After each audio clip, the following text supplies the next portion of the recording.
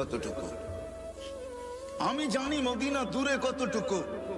অবেস আল্লাহর রসুলের জামানায় ছিলেন, সাহাবী হইতে পারেন নাই।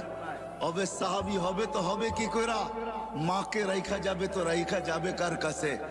মাকে ঘুম পাড়াবে তো ঘুম পাড়াবে কে? মাকে খাওয়াবে তো খাওয়াবে কে? ঘুমের থেকে উঠাবে তো উঠাবে কে?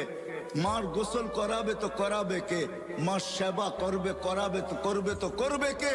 অবেস মাকে ছেড়া যান নাই।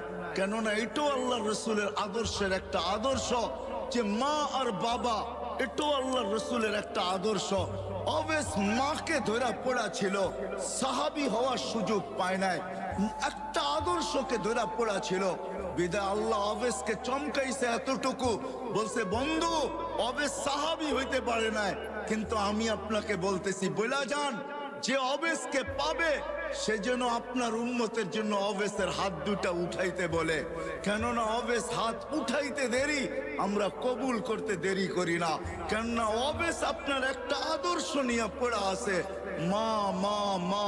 মাকে ছেড়া যাব তো যাব কি করে? একদিকে সাহাবিয়ার টানতেছে, একদিকে আল্লাহর রসুলের দিদার টানতেছে, একদিকে সাহাবী হওয়ার কি সৌভাগ্যকে নেওয়া টানতেছে, আরেকদিকে বলতেছে মা নবীর আদর্শ রেখা যাইতো যাই কি করা। সাহাবী হইতে পারেন না।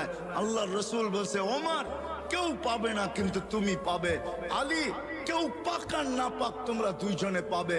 যখনই অবেসকে পাবে তো বলবে আমাদের জন্য যেন হাত উঠায়া দেয়, আমার উম্মতের জন্য যে হাত উঠায়া দেয়, আর তোমাদের জন্য দোয়া করায় নিবে। আর রাখো আমার এই জুব্বা, অবেসকে পাইলে আমার জুব্বা অবেসকে পড়ায়া দিও। এক আদর্শ নিয়েছিলেন।